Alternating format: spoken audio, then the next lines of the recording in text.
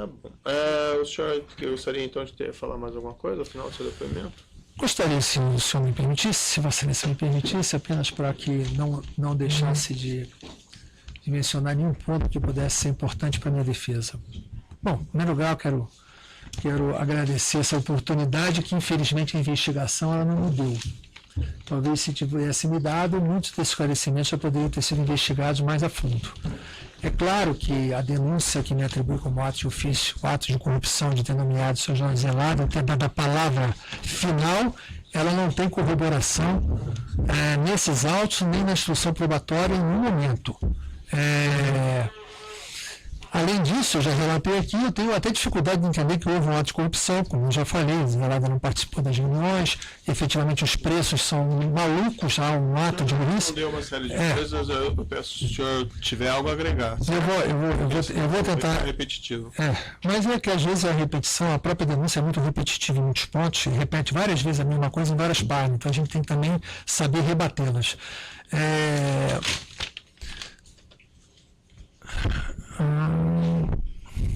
Eu falei do preço.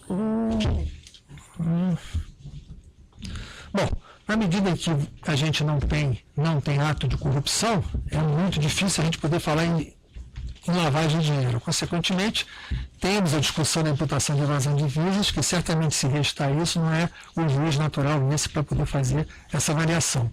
Mas isso é uma coisa que a defesa vai fazer e a Vossa Excelência vai poder julgar. O meu patrimônio, como eu falei, no exterior, existente há mais de 25 anos, é maior do que o montante que foi bloqueado, não mais me pertence, que estava sobre a propriedade dos trouxas.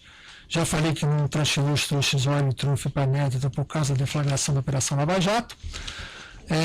O trouxa inédito existia desde 2008, quero deixar isso bem claro. Ao mesmo tempo dos outros, a transferência se deu pela situação que eu falei da compra do Merrill Lynch Banco Suíço pelo Juros Bar do Banco of America e pelos trouxas, semi-trouxas criados e mantidos e administrados pela empresa Merrill Lynch Trust, a qual o Juros Bar não gostaria mais de permanecência no seu banco. A Netherton já detinha a conta no banco, era outro trustee, e o Juros Bar aceitou a transferência para que fosse através da Netherton. A conta Copeg, eu já falei, era uma conta de cartão de crédito, já falei sobre os limites, sobre as garantias, já falei sobre o cartão de crédito, sobre o que foi pago, a conta titular, foram por mim autorizados, sobre o depósito de $165 mil, como é que foi transferido da Netherton para ela, o recurso era oriundo da TRUF, não era oriundo da Oreo, o saldo abatido foi o saldo oriundo da Oreo. Falei a estranheza, respondendo a minha defesa, que efetivamente os 10 milhões recebidos depois pela venda da participação da Chá não ter tido nenhuma participação para mim, se eu fosse partícipe do processo. E a estranheza que o Ministério Público já disse que está investigando, eu espero que seja tempo de promover a ação penal, se for configurado, contra outros, para que não se divida a ação penal. Senhor Eduardo, não quero ser delicado, mas esse o senhor já respondeu e o senhor pode ter certeza que todos prestamos atenção no que o senhor falou. Mas então, se o senhor tiver algo a agregar, eu vou agregar. Certo? Estou procurando aqui para ver. Repita as questões que já foram colocadas.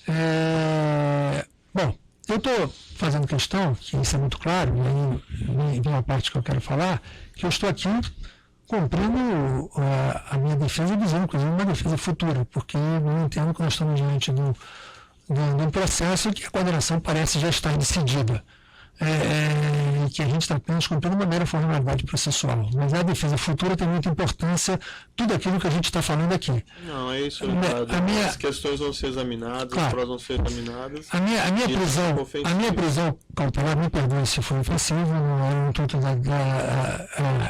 do depoente e ofender de minha natureza. A minha prisão cautelar tem como justificativa uma das 10 medidas propostas pelo MP no pacote anticorrupção, que é a prisão para evitar dissipação patrimonial.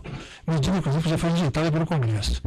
Além disso, a argumentação que eu tenho dupla cidadania e teria risco de fuga não encontra amparo nas decisões do falecido eminente ministro Elisa Vasco, inclusive a reclamação que eu formulei, ou na sua decisão monocrática, ele faz menção sobre essa parte, citando várias decisões de habeas corpus feitas por vários ministros do Supremo, de que simplesmente são fundamentos rechaçados pela jurisprudência da Corte há muito tempo, pelo fato do paciente supostamente possuir disponibilidade de recurso exterior ou dupla cidadania, por si só não constitui motivo suficiente para a decretação de prisão preventiva. Além disso, os julgamentos que ele cita, Barroso, Marco Aurélio, Gilmar, Toffoli, Aires Brito... Mas ele manteve sua prisão, não é, senhor? Então, ele disse que, como há a negação da ordem pública, tem que ser apreciada pela lei regular do habeas corpus, que foi pela lei da reclamação. Porque ele apenas fez um juízo preliminar sobre essa parte da argumentação.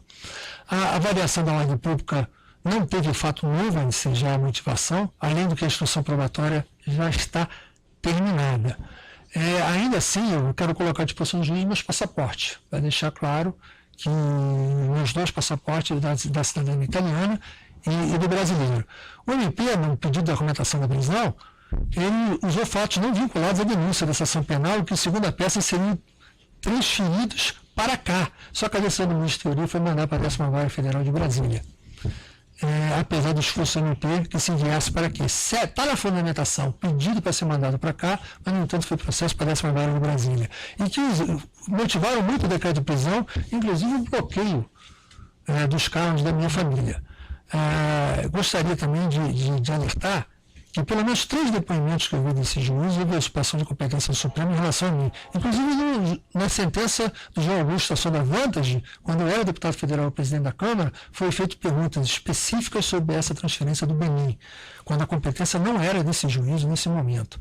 E também depoimentos de Júlio Camargo. Essas questões, senhor Eduardo, já foram submetidas ao Supremo e foram rejeitadas, né? Talvez fosse... Não.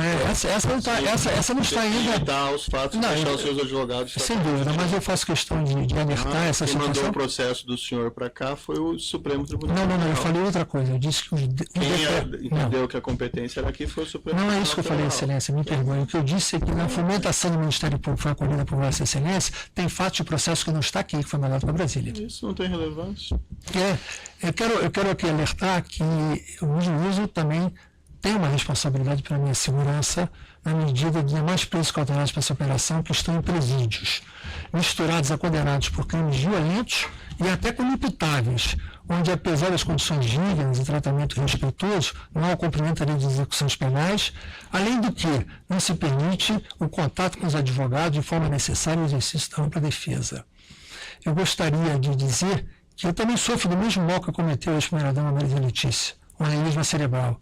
Aproveito até para prestar minha solidariedade à família pelo passamento. O presídio onde ficamos não tem a menor condição de atendimento se alguém passar mal. São várias as noites em que presos gritam sem sucesso por atendimento médico, que não são ouvidos pelos poucos agentes que lá ficam à noite.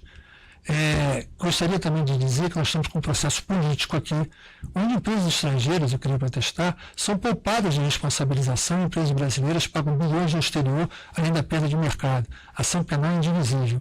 Mas não houve, por exemplo, a responsabilização da Capes Frios, na sentença divulgada na semana passada, apesar da imputação direta da empresa pelo delator Zivir. Ou da Samsung, onde é pública a sua participação no esquema de corrupção que depois é presidente da Coreia. As punições não podem ser seletivas e poupar dos corruptores internacionais. Falo com a autoridade que foi responsável pelo impeachment do ex-presidente da República para defender a legalidade do nosso país. Não é a minha prisão que vai me impedir de poder elencar as minhas opiniões. Que os verdadeiros culpados sejam punidos, mas respeitado o contraditório, a lei, o devido processo legal e que não haja antecipação de cumprimento de pena por prisão cautelar ao arrepio da lei.